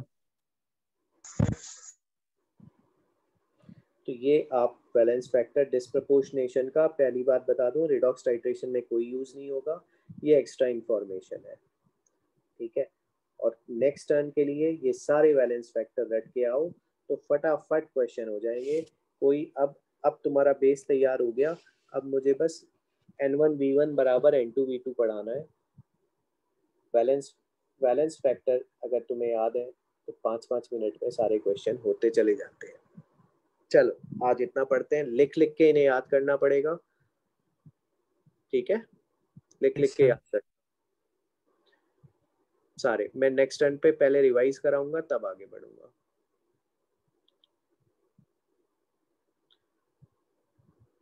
Thank you sir. Okay बेटा, okay, thank you sir. Thank you, sir. Okay thank you bye. Sir. Sir हाँ बोलो। जैसे स्कूल का हाफ ईयरली हो रहा है अभी 28 से, तो बॉन्डिंग में ये आ रहा है, नॉर्मेलिटी आ रहा है। ये सर ये तो आ रहा है। चलो ठीक है। बॉन्डिंग सर में जैसे क्या? बॉन्डिंग में कुछ स्कूल का कोर्स कम हुआ था पिछले साल वाला ही है या फिर पूरा कोर्स? आईसीएससी में हो ना तुम तो? Yes sir. आईसीएससी का तो मुझे पता नहीं। डिलीटेड ओके सिलेबस आया तुम्हारे यहाँ? सर सर अभी अभी तो कुछ डिलीटेड मैसेज नहीं नहीं आया। आया। पूरा ही कोर्स आ रहा है, हम लोग को तो यही सर बताया है। पूरा कोर्स है। सीबीएसई में तो पूरा आ रहा है। ओके मतलब सर। पूरा नहीं आ रहा, सॉरी। सीबीएसई में तो डिलीट हो गया है बेटा, उसकी लिस्ट भी आ गई, उन्होंने साइट पे भी दे दिया डिलीटेड सिलेबस। मेरे पास है डिलीटेड उसका। आईएएस सेम ही होगा, जनरली सेम ही होगा। Yes sir. अच्छा, हो सकता है सेम हो, बट तुम तैयार कर लो उसमें डिलीटेड सिलेबस। मेरे ख्याल से कौन सा है बॉन्डिंग में डिलीटेड? बॉन्डिंग में सीबीएसई का डिलीटेड सर वो कुछ पार्ट्स डिलीटेड हैं, ऐसे कोई टॉपिक पूरा डिलीटेड नहीं। टॉपिक नहीं है, कुछ है डिलीटेड शायद। बैक बॉन्डिंग पी पाई डी पाई डिलीटेड है, ऐसा कुछ है। Okay sir. हाइड्रोजन बॉन्ड, वो बनाना बॉन्डिंग डिलीटेड है शायद। हाइड्रोजन बॉन्डिंग भी शायद। चलो मैं भेज दूंगा तुम्हें, है ना, deleted thank you syllabus. Sir. तुम थैंक यू सर। व्हाट्सएप कर देना मुझे, है ना? थैंक यू चलो सर। ठीक है, ओके।